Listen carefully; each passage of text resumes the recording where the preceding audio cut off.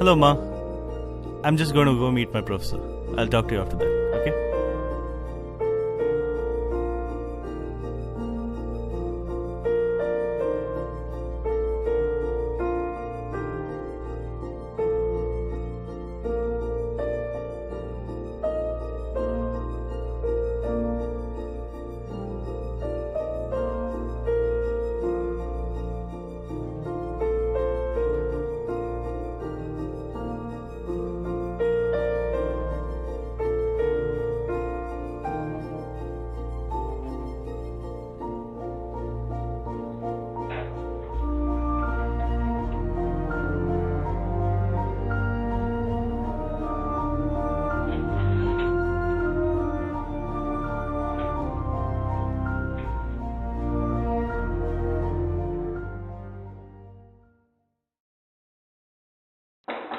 May I come in, sir?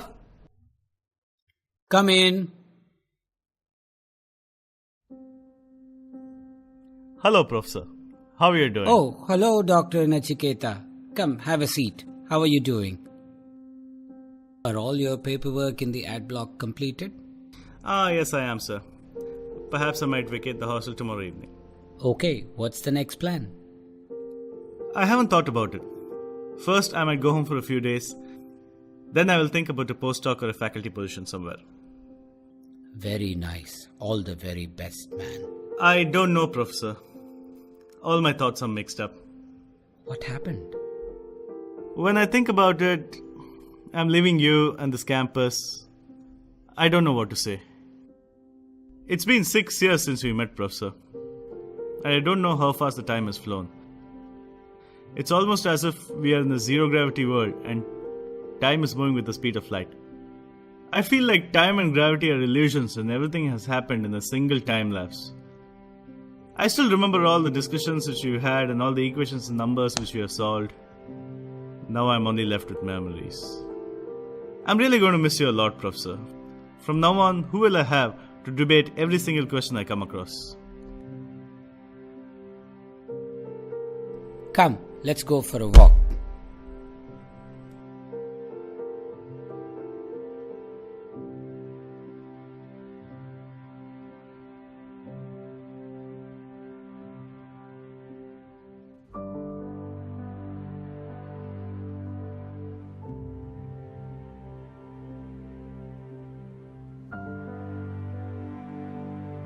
Nachiketa, all students go through this phase, man.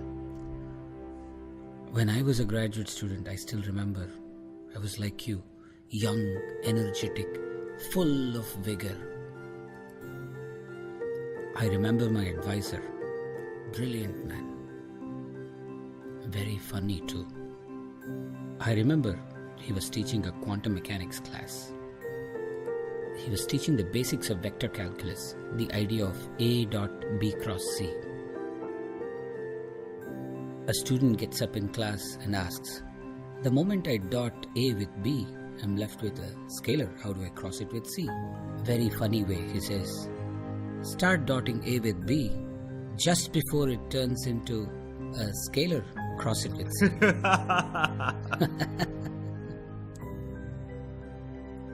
Very funny, man. I think what we need to do is find a place to sit and talk for a little while. How about the stadium? Great.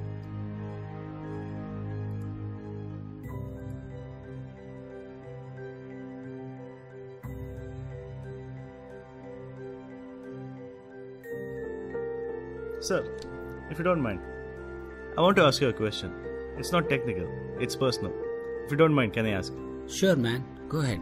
I have known you for 6 years. I know how rational you are. And you have always asked me. You always wanted a reason whenever I have asked anything. This question, why? You have asked me an infinite number of times. But in spite of being so rational and being a theoretical physicist, how come you wear vibhuti every day? How come you believe in God?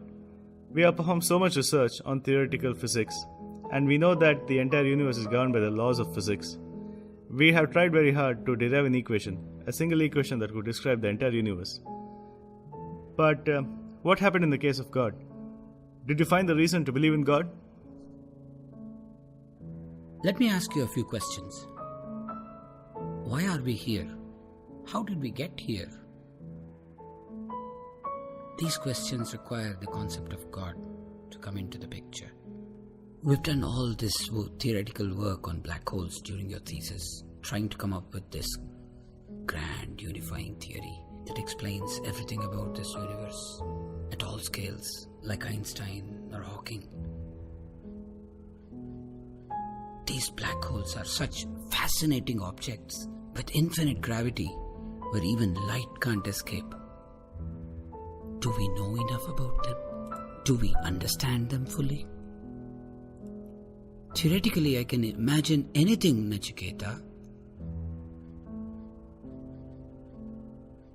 Let's talk about another thing. These life forms that we see all around us, we believe they started in a primordial soup of amino acids after the Big Bang.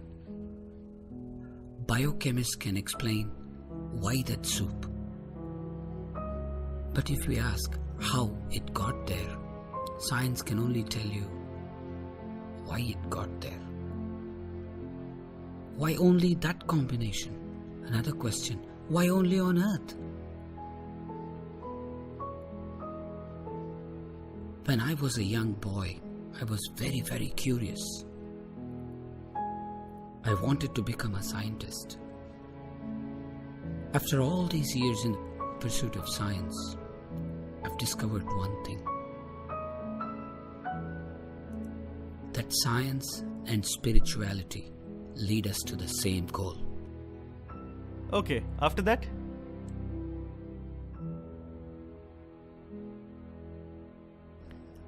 If you think science has a way to disprove God, you're wrong. If you think science has a way to prove God, you're still wrong. God can exist and not exist at the same time. He can be everything, and at the same time, He can be nothing. He is who you want Him to be. What serves your purpose? What gives you meaning to life? What gives you a model to explain love and attachment? That's all you need. I'm a teacher. I see God in teaching, in learning. I see God in the classroom. To me, whatever gives us inner peace, happiness, and explain our emotions, explains all the attachments, is what God is to me.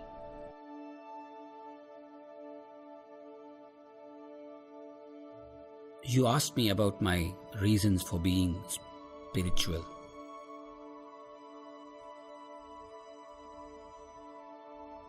I believe in numbers. I believe in theories.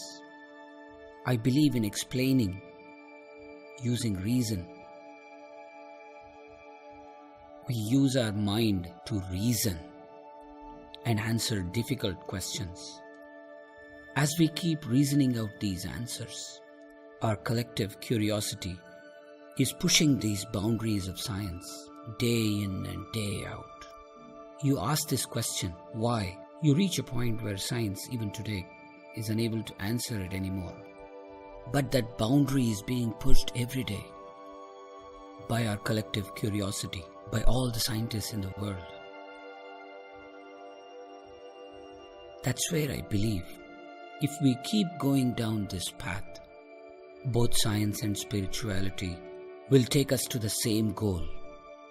That's why to me it's important to be spiritual while being in the pursuit of science.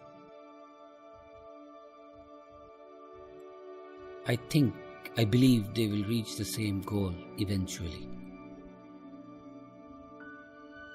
And that goal is inner happiness. Whatever explains the life around you and your emotional attachment to it, whatever explains the world to you, is where this pursuit should end. That's where it will end. Professor, it's your phone.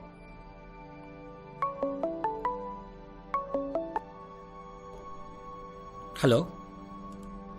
Oh, yeah. Sure. I have to leave. We had planned dinner this evening. I guess your wife has been waiting for you for a while. Why don't you join us? No, thank you. I think you should carry on.